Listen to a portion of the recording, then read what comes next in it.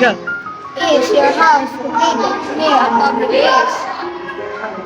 What is that? What do you usually do in there? How long does it take from Crossmark to TG? Where is your house located? Can I find TGP easily?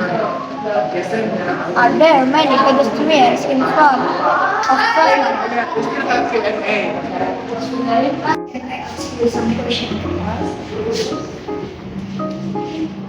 How long does it take from Crossmark to TGP?